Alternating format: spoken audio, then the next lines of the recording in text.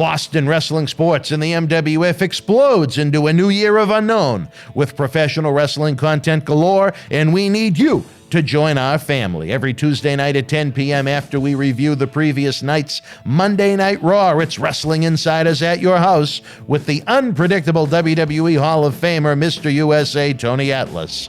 Wednesday nights after WWE, NXT, and AEW at 10 p.m., you never know who's going to show up on Wrestling Insiders Special Edition.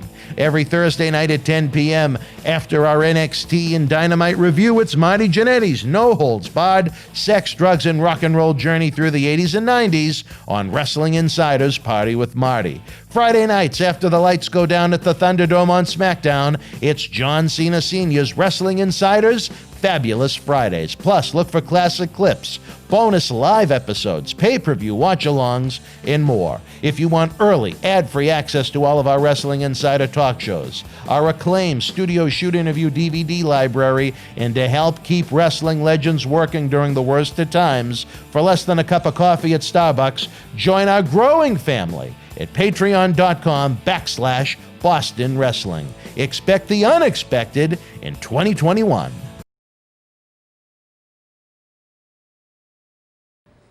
So it was about 2 years later, or after that it was one Saturday, and I was in my father-in-law's home, and we were over there, and I was laying on the floor, I'll never forget it, and wrestling came on.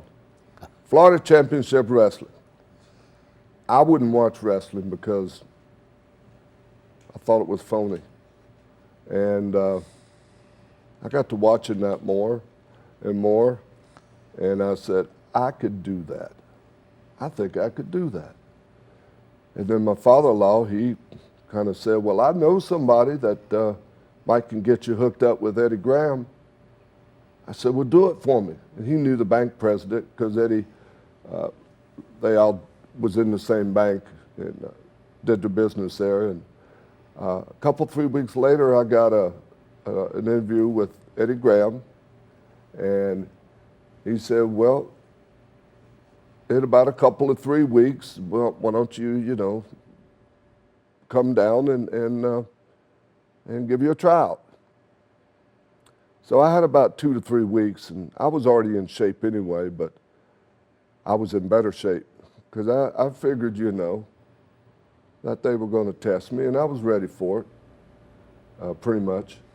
And I got down there, and inside the sportatorium there, and it was a real small place, a little bit bigger than this, but not a whole bunch. And they had a ring set up there, and they had Mr. Fuller. You remember Robert, the father? Yeah, Fuller. I think it was Bob Fuller. Robert Fuller, wasn't it? Yeah, Robert. Jackal, Robert Fuller? Yep. Yeah, he was there, and Eddie Graham was there, and Hiro Matsuda, and Bob Backlund, Bob Roop, silver medalist, Greco-Roman, and Jack Briscoe. And it was me against them. They said about 5 to 6, 8 minutes apiece, one after another. I didn't get a rest, and see how you do. And it was pretty good. And then after I got through with them, then I had Hiro. And by the time I got through with him, because I was all, even though I was in great shape, that's a whole different kind of being in shape. So once they wore me out really good, then they put me on Hiro, and he choked me. And when you're so tired like I was, there's not a whole bunch you can do about it, but that was that. And I said to myself, I'm going to get even with that, because it pissed me off, to be quite frankly, because I didn't know that, I could handle myself pretty darn good. If it come to a street fight, it wouldn't have been a problem. But it was a whole different thing for me. So anyway, Hiro said to come back the next day, and I did. Came back the next day, and this went on for about 7 months. And every day I'd come back and we worked out, and Bob Backlund was training with a lot too, and they never did tell me anything. This just went on for about, like I said, 7 months, every day, 5 days a week, sometimes on Saturday. And Hiro, you know, would work me and try to show me a couple of things, but never told me nothing. Zero. I knew nothing. I didn't know what was going on. I thought it, but I didn't know it. So this went on for about 7 months, and finally one Saturday, I had to go over we went over to another place to train.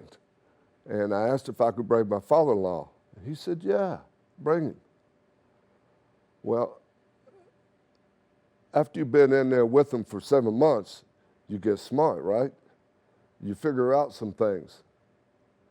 So that Saturday, since my father-in-law, Hiro said, okay, let's me and you try to take me down, you know, keep me down. Well, it took about 40 seconds, and I had him down and on his back. And I got even with him. I mean, you know, I choke him out or nothing, but the fact of the matter is he couldn't get up. Because I figured it out, you know, after 7 months, you know, you get smart to all that. And I figured it out. I figured out how to do it, especially with Bob Backlund, because he helped me a lot too. And me and him, we had some unbelievable matches. You know, I mean, like amateur wrestling matches. As a matter of fact, Eddie Graham did he liked it so much, he taped it. It was about a 12, 15-minute thing that he sent all over to all the high schools in every town that they were going to wrestle in and stuff, or they were trying to promote wrestling, because they were really big in on that, Eddie was. And they'd show him that clip, that tape. I mean, we went after it too now. I mean, it was everything but fists. And we went after it. And so after that, I worked a couple days a week and made about $40, $50, $15 a shot, and was making nothing. So finally, you know, they wouldn't tell you to leave, but the deal was, it was time for me to leave Florida. And I went to Tennessee.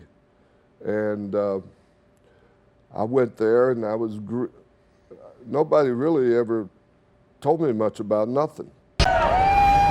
This is Mick Foley. This is Harley Race. This is Shelton Benjamin. This is Mr. Wonderful Paul Orndorff. This is the Monster Abyss. And this is Daniel Bryan. This is JBL, and you're watching the MWF. Be there live.